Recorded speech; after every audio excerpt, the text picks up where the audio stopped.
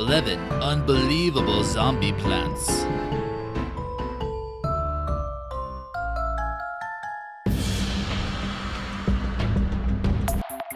Number 11. Mutant Daisies. This isn't the type of daisy you want to pick and hand off to your girlfriend. Flowers are blooming near the Fukushima nuclear power plant disaster, but they may not be as beautiful as you might think. These deformed mutant daisies are blooming double flowers with up to 4 stems. The meltdown is causing this due to radiation.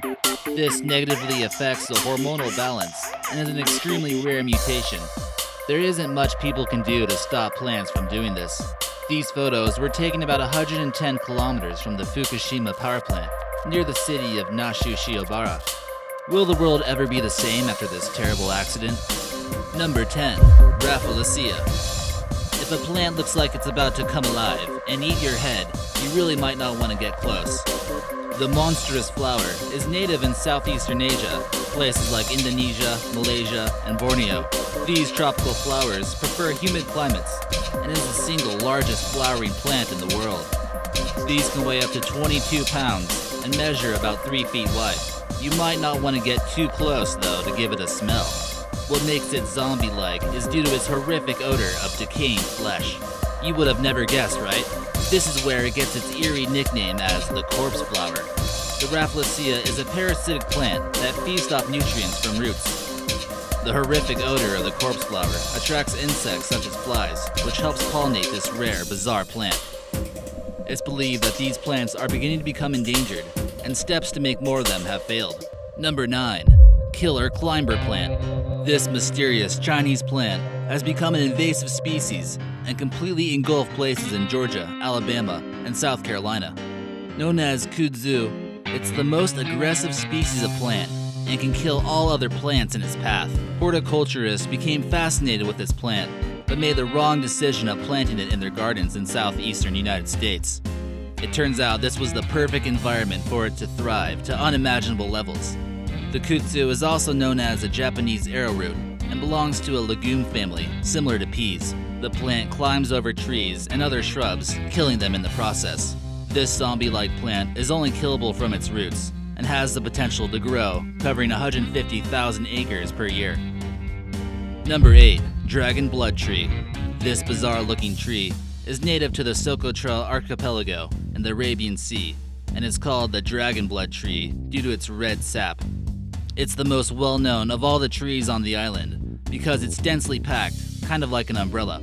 The tree produces fruits that are eaten by birds, and flowers take 5 months to mature at the end of the branch. The dragon's blood sap is actually used as a stimulant and can actually cause an abortion. It was also prized in the ancient world as a dye and a medicine. Efforts to conserve this plant have failed, mostly due to tourism, population growth, and its uses. Researchers expect to see dwindling numbers of these in upcoming decades. Number 7. Zombie fungus. A parasitic fungus called cordyceps is found in the tropical forest. It also causes bold ants to act like zombies. You won't believe what it's capable of. It can wipe out entire ant colonies and first starts off by making them act extremely bizarre. The infected ant begins completely changing its behavior and causes them to leave the forest and climb upward.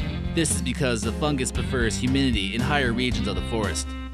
The infection eventually kills the ant, and fungal spores begin sprouting out their head like you see in this photo. The ant didn't stand a chance against the zombie fungus. It feasts off this deadly ant. The stalks extends directly out of its brain. It only infects insects, but imagine something like this happening to humans. It would be gruesome. Number 6. Mutant Veggies. We've already seen Mutant Daisies. Let's take a look on the effect that Fukushima meltdown has taken on agriculture in local areas. The disaster that claimed 18,500 lives is causing radiation underground and creating mutated vegetables. Going to a farm here is like going to a plant freak show. Check out this monstrous head of cabbage. Here you see the difference between a normal-sized cabbage and a Japanese mutant cabbage. You gotta really hope they don't put this in your sushi. This tomato is bubbling with tumors and is far from what we expect a normal one to look like. Don't forget about this 5-fingered tunip that looks like the hand of a zombie. This sunflower has another sunflower growing out of it. What is going on here?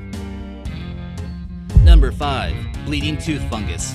This sounds like something you may want to avoid. This inedible fungus, not that you'd want to eat it, is known as hynellum. It's found in North America, Europe, Iran, and Korea. The younger fruit bodies bleed a gooey red substance. It gets many spooky nicknames like red juice tooth, devil's tooth, and even strawberries and cream. It's not exactly sure why they keep getting the nicknames involving teeth, but it's easy to see why it looks like it's bleeding or even sweating blood. They're not poisonous, but apparently someone tried eating this apocalyptic mushroom at one point and said it's inedible due to its bitter taste. These do, however, have some use to them. They apparently have antibiotic qualities. Would you be willing to give it a try? Number 4. Venus Flytrap. These carnivorous plants prey upon unsuspecting insects who dare try to collect its pollen.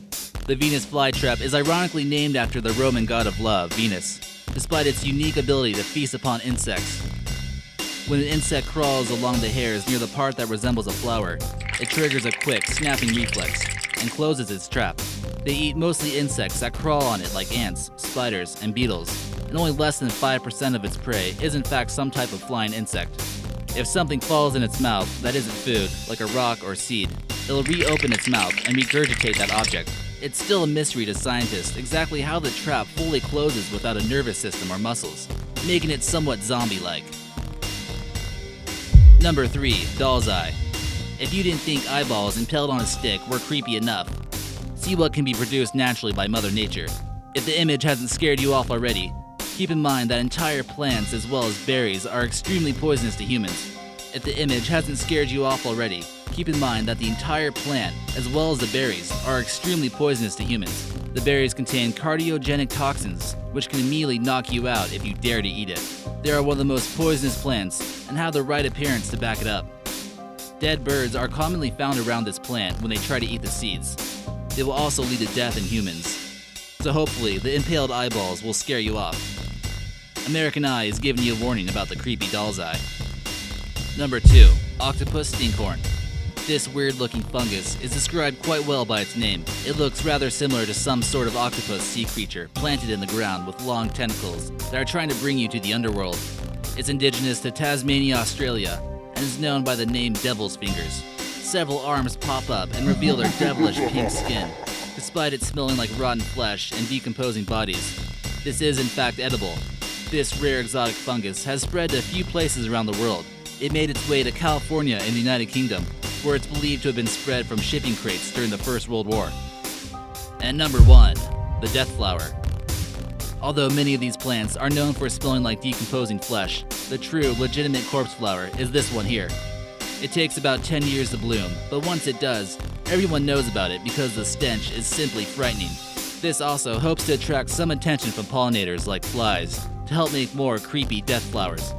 This one here is finally blooming in New York, after growing for 10 years. This species of plant is only native to Indonesia and thrives in humid climates. Mother Nature does some scary stuff.